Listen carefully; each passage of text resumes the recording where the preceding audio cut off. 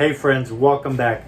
Now today I want to talk to you about market crashes, layoffs, gas prices, everything the media seems to be pushing on us every time we walk by a TV or pull up our phones. It's a little difficult to ignore, but I also want you to pay attention to the most powerful tool that you can use to get through these rough times, and that is your perspective. The way you approach these situations will really help you navigate through these times. Okay, so market crashes. Yes, I know it's a little easier said than done. So I looked at my personal portfolio the other day, and I had losses in upwards of $4,000 to $5,000, and man, I was so pissed because I was like, I really work hard to save this money, to invest this money, and look at all these losses.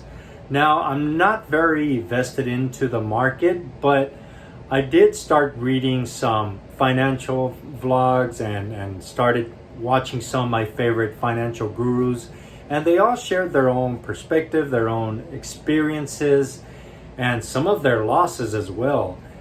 And wow, these guys were losing in upwards of $250,000, some even $500,000. And I was like, geez, that's really got a sting. And that's where I really started coming to grips with the fact that we are all pretty much going through this together. I mean, if you really think about it, we're probably still feeling the ripple effect of the 2020 event, the one that pretty much put the whole world on pause. We kind of forget about that, or forget about these situations as humans pretty quick, but it hasn't been that long. So a lot of the things that I believe are affecting these corporations is the fact that they're still learning how to do business again. They're adjusting to the many changes, the many challenges that came along with this event. And the same thing goes for us as well. We're still pretty much getting back into the office. Some people are still doing remote, some are doing this new hybrid schedule or what have you.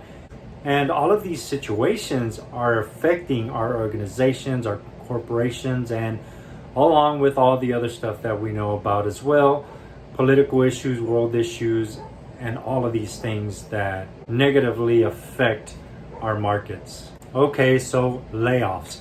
It's basically the same thing. Companies, organizations are still trying to get back to normality. They're still learning some of the new ways of doing business. Many companies are still remote. Some are slowly coming back into the office, doing some type of hybrid schedule, maybe half on and half off. Others are trying to decide whether to make vaccines a requirement or not.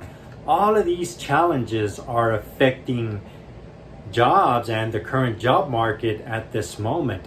Not to mention all of the people that may have gotten laid off or lost their job throughout the event. A lot of these people are just now getting the call to come back to work. Many of them are going to competitors. Everyone's out to find the most value that will contribute not just to the organization, but to them personally. And with that said, I know, as I mentioned, all we hear from the media is recession and depression, but I haven't seen too much talk about what's called the Great Resignation. Now, this event pretty much stemmed from all of the time at home that we had. Maybe if some people did get a little sick through the event or what have you. So this Great Resignation pretty much came as an awakening. People pretty much started realizing how much time they might be missing out with their families. They realized, hey, I don't think I really like what I'm doing, so I'm gonna go out and find a different career, maybe start a business.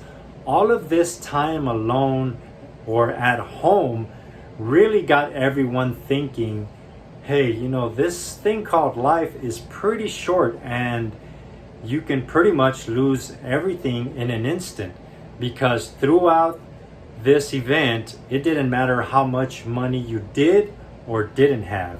We were all stuck at home together. No access to gyms, no access to entertainment. We were pretty much all locked up.